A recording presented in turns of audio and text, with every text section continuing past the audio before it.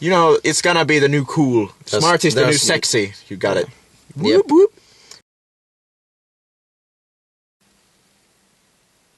Hello, and welcome to Stories About Stories. Hey kids. He is Emppu. And he is Markus. No, Samu. Sorry. Shit, let's do it again. Who's Markus? Fuck.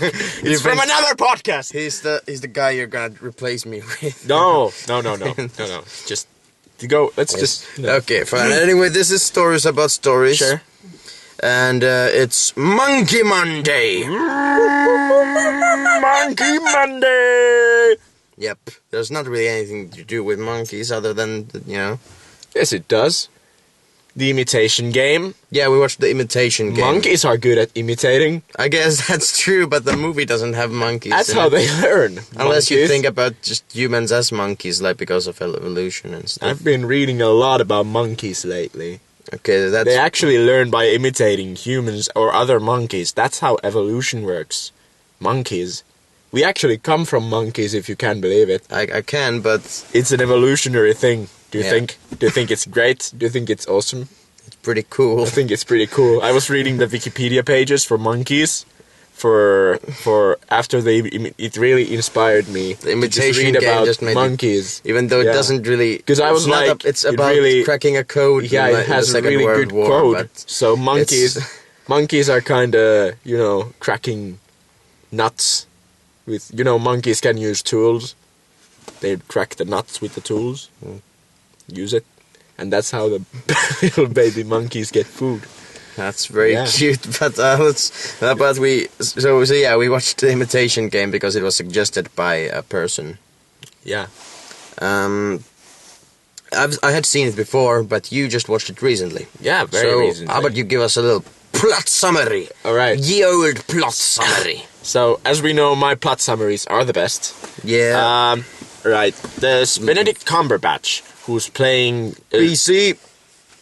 A really smart guy. I forgot his name. It was one of those genius I don't remember it people. anymore, but Not Isaac Newton. No, definitely That was not. a very, very... Yes, like I think it's some British guy. Shit. Anyway, he's a mathematician, and he's very smart, and he likes cracking code. He also gay, likes... And, I was gonna say... people in the 1800s didn't like gay people, but that's a topic for another time. Monkeys don't discriminate against gay people, by the way. Anyway... This was during the Second World War. Yeah, Second World War, and there's an Enigma machine that the Germans are using to send coded messages to each other. Let's bomb these ships, yo, and this time. It was interesting, because I had seen a documentary about the Enigma machine. Oh! Turkin, I had been watching Batman. Alan Turkin, that sounds familiar. It might be him. Alan Turing. Yeah, I think that might have been something like that. It's him, because there's the Turing test, which is the computer test. Ah, yes. And I had actually seen a documentary about Alan Turing before the movie, and I knew how the Enigma machine worked and such. Okay. And I knew how he solved it, so it was interesting to see how they filmicized it.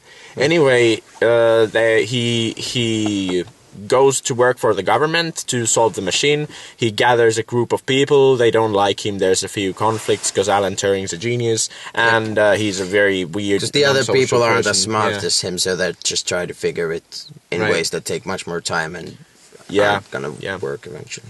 Right, and then he builds a massive machine that costs a lot.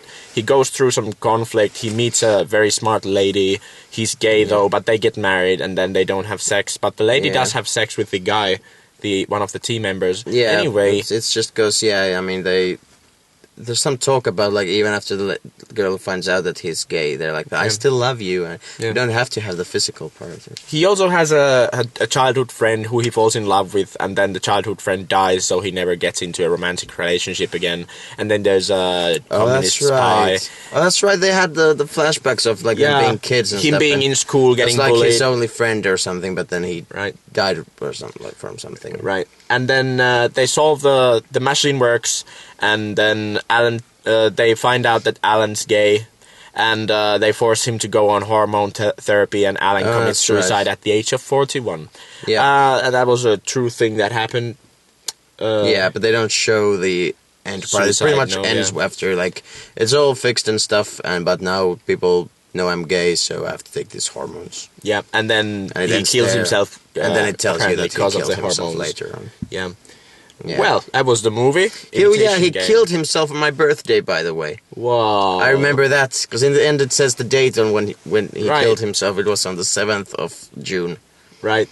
So, oh, shit. So this movie is about killed himself on my birthday. Right. Not the same year, though. So that must have been like 1955 or 550? Yeah, something like that. Because of the math. Right. Of the math. Yeah, that's about it. I think that's the movie. That's about it. So next time on Stories About Stories will be... well, no, let's talk about it a bit. So, how'd you like it? Did you like it? You had seen the documentary of it? It was interesting. I think it was a good movie. Yeah, it was up for... I think the movie was up for an Oscar. I don't think it won anything. I don't think it was... Benedict Cumberbatch was up for... also an Oscar for his performance, but he didn't win either. I don't think the movie won any Oscars. It was kind of predictable in a way, because they had like this scene where they wanted to get some more members in the thing, so they sent out a crossword puzzle. Yeah, and of course, he's gonna figure it out like super quick and be the best. She. Oh, she. No, also, this is where he actually made the thing. Oh, that's right. He made the thing. That's right. But yeah, you also knew that. Oh, yeah, she's gonna be the. Everyone's like, definitely. But you knew that before. They were like, okay, we're gonna gather some special people. This is a crossword puzzle. If you can solve it, come here. And I was like, okay, this has to be a girl. Yeah. Okay, it has to be a girl that solves it and then comes in and she's super smart. And then they kind of get romantic, but they don't. What if it was like a person with Down syndrome? It would be funny. But it had to be a girl, because earlier they had been like, girls can't do things. Yeah, that's right. They had been foreshadowing it. Yeah, they had been foreshadowing. Very smooth. I was like, okay, that's gonna be the girl character. I was kind of afraid that there was gonna be a forced romance, but then there was this whole gay thing. Yeah, I think they did a cool take on it. Yeah. It wasn't too forced. And it wasn't it didn't feel forced. And it was different, like she didn't just go like, you're gay! Wah, slap! Or then she does the same punches. She's just like, in Twilight. She just goes like... You're still talking about Twilight, huh? It's still stuck on my mind even after the weekend. Yeah, I guess. Sure.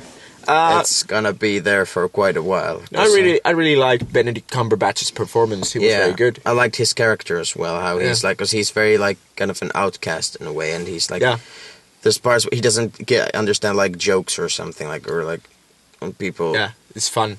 Or something like, It's just fun to watch him try to solve his social situations, problems. Yeah, he's just so focused on, so great at all the math stuff and all this. Yeah. All that stuff. But then when it comes to something like when all the other people at work are leaving and they're like, hey, we're going to get lunch. And then he's like, okay. And they're like, well, aren't you coming? And it's like, oh, what? You said that you were going. Yeah, you are going to get. It's just like a logical problem. It's fun. He's like Sheldon from The Big Bang Theory, but better. Yeah, but better. He doesn't say bazinga when he solves the enigma thing. Yeah. He doesn't. I dislike Sheldon. Bazinga. The enigma. Bazinga? I like how the movie didn't make it seem as if it was like a... He didn't seem like the type of movie genius you usually see, where he walks in the room and he's like, okay, I've solved this already, let's go get lunch. Yeah, he's like, he actually works for 2 years on the machine. Yeah, it takes him a long time, and he's even not 100% sure that it's gonna even work. Right, so that's cool, like a realistic thing. Yeah, it doesn't make him out to be the superhero of the mind. And he's not smart about it or anything. He's not like Sherlock. He's very, very like... he is Sherlock, but he's not like Sherlock. Yeah, quite. Because Benedict Cumberbatch. Oh, yeah, of course. But it's fun to see like a realistic portrayal of this. Because you usually just see TV geniuses be these annoying assholes who like walk in front of a chessboard and then they're like, okay, I've already solved this game. Yeah, they just look at it for a second and then go like... Yeah. And it's really dumb, and I hate that thing, because oh god. Yeah, they're like in some classroom where there's a super hard like thing on the. Well, he walks in. But the answer 3. And the teacher's like, no one in the history of humanity has been able to solve this. But I will present you classroom with this mathematical problem, and then he just comes in and goes like, it's I think it's usually the thing is like you have this guy, a shadowy figure in a room. This is the start of the movie with the clever main character. Have this shadowy figure in a room, and he's writing on the paper, and his name is Burlock, and Burlock Bohms. Right, and then he's called in, because he never does shit himself. He's called in, and then he's like, oh, I don't know if I want to solve this. And then they're like, but there's an interesting thing. And then he's like, well, now I'm interested, because I'm super smart, and I would have known the answer otherwise. And then he walks in there, and he's like, okay, by the way, your coffee's cold, your mug's red, and you're, like, bad. And then everybody's like, what? He's such an asshole, but we need him. I can tell from the stain on your shirt that your grandmother has cancer. Yeah, that's it. And but it hasn't been diagnosed yet. And then there must be like a super hard obstacle, like no one else can solve this shit. You have this Enigma machine or that's his Moriarty. Yeah, the Enigma machine is his Moriarty. Yeah, and then there's always a super smart girl that he's interested in, and then she's always a bit sassy. And that's kind of like we have a smart guy solving a hard problem movie. But can he solve the problem of his heart? Right, that's it. Yeah. Can he? Do you know... fight his emotions, right? Yeah, well, because I said that this was nominated for an Oscar, and I just started thinking it's interesting how... You know what else was nominated for an Oscar was The Theory of Everything. Have you seen that? No, not yet. It's about Stephen Hawking and stuff. And actually, the guy who plays Stephen Hawking in that, Eddie Redmayne, won the Oscar that Benedict Cumberbatch was nominated for. So, but thinking about it now, because in that movie, because he's Stephen Hawking, the guy in the wheelchair, is super smart and stuff. So in that there is a little bit of that where he they've got he's in school and at university or whatever, and then they've gotten these really difficult, tasks to fill out or something. And he's, super busy doing all this other stuff, so he doesn't have time for it. So he just, quickly does it in the morning before class or something. And no one else has, gotten anything right. But then he's got, oh, I only managed to make 6. And then the teacher's like, holy fuck, man, you're a genius. Yeah. So I think it's the coming of the... This is the coming of the smart people, because the saga is here. You have Sherlock, you have this Stephen Hawking movie, and you have this who the fuck was it? There's gonna be one about Isaac Newton soon enough, because he's interesting. And it's gonna be the new cool. Smart is the new sexy. You got it. Yep. Whoop whoop. Because back in the 80s, there are loads of these action things and stuff where it's I just smoked you out. Fuck off. Right. Or something, and it's just, loads of that and stuff, and that's the cool thing or something, and people in leather coats and stuff. But now it's the enigmatic asshole who's super smart. Yeah, now that's the new thing. Oh, it's also Hannibal. Yeah, Hannibal's also... It's the same thing. We talked about Hannibal in the last episode, how... Yeah. Yeah, that's... Yeah. Can you see the fucking pattern? We're going towards the smart people era, where we have to have the smart guy as the main role. Yep. And everyone's starting to go we want to watch the smart characters. Yeah. It's also it's been a thing for a while with House and stuff, but yeah, I guess it's been building up for the last few years. I think it's getting up and up, but I like it. It's good. Yeah. It's interesting. There's still there's superhero movies now that have kind of replaced the action stuff. There's still just basic action movies as well, but even that's kind of advanced a bit, and they're a little bit smarter in some ways. True. As well. But what the Imitation Game isn't? It's a good movie. There's not really much to make fun of in it, in a way. There's not really much, and it's good, but I didn't think it was that good. I was kind of overhyped. What would you say bothered you with it? Well, what bothered me a bit was the female character, just a bit. Because she's when he's solving problems, and then she's well, you have to use the Ulam's theorem. And I'm like, what? Also, we didn't see the main character really be smart.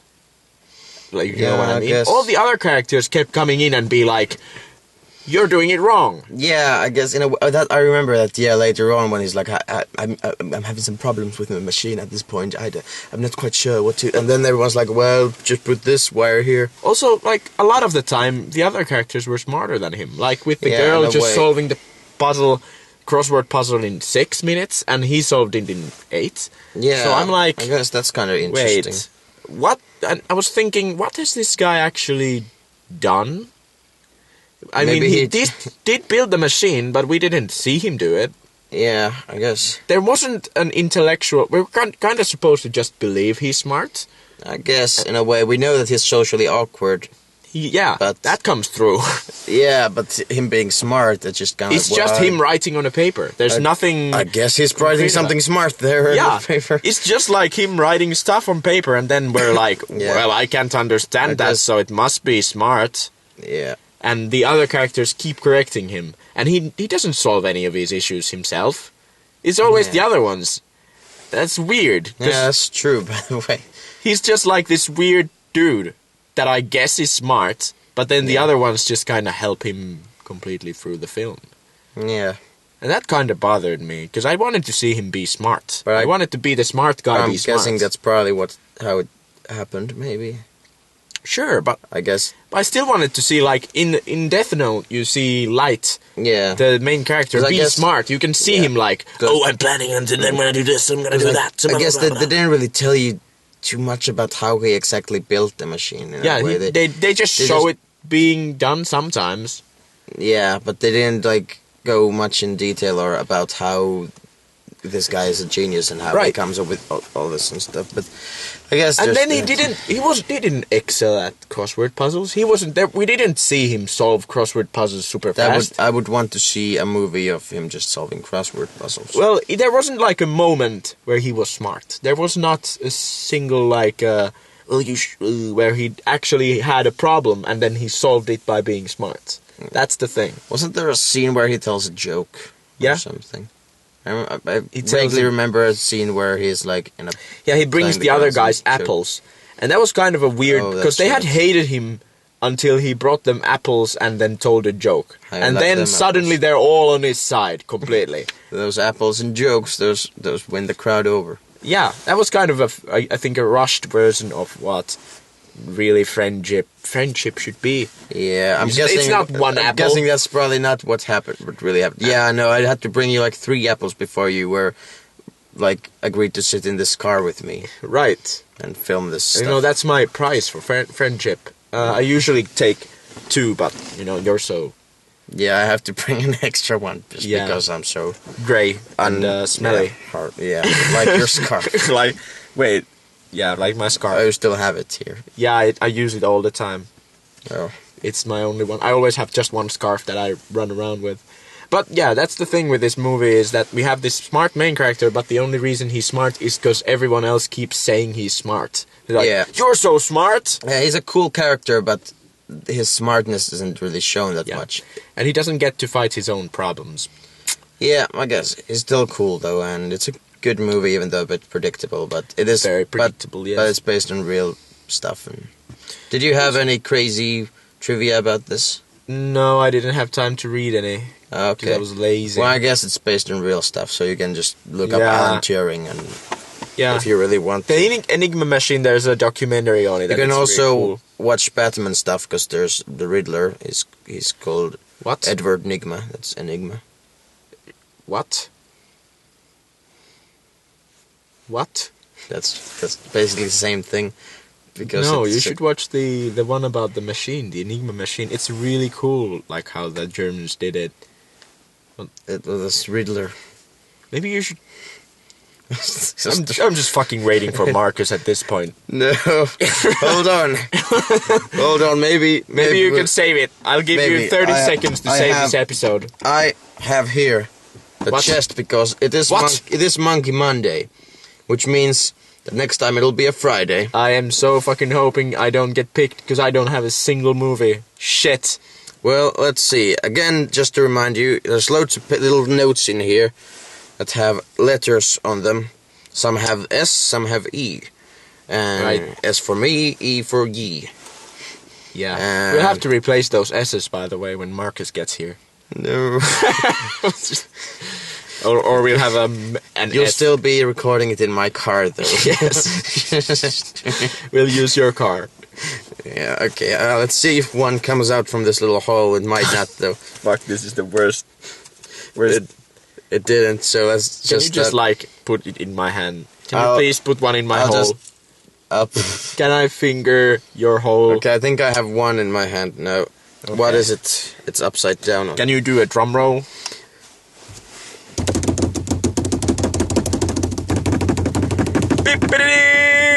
It's an E! Motherfucker! How? Look at this shit. There's loads of S's in here too. You can't see it, but you can see it. It's an E. It is. It's definitely an E. Shit. I don't want to pick a movie. Fuck this. No, I will. It's an E. It's an E, yeah. What do you have in mind? Something you've been meaning to watch? I told you I don't have any movies in mind. Also, Eros calling me. Can we do it like this? I will tell you the movie a bit later, and you'll edit it in the video, because... okay, fine. Because I don't have any right now. So, so the movie is... Castaway!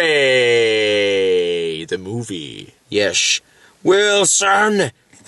And stuff. I've seen it once upon a time, but I'll watch it again. We have to keep going, because we have to make the ending. Yeah, that's This has been stories about stories. It's been stories about stories. So just some movies for us. Also, I hope that they're monkey-based, because I fucking love those monkeys. We already had Monkey Monday. Can I please? There's a movie where a chimpanzee... The next episode should be a monkey episode, I think. Monkey Friday. I know that there's a movie where a chimpanzee is president, but I don't remember what it's called. Monkey Friday. Okay. It's a rhyming thing. No, okay. Anyway, that's been stories about stories. I'm Empo. And you're hopefully Marcus next time. And we'll see you later, guys. Yeah, bye. Bye.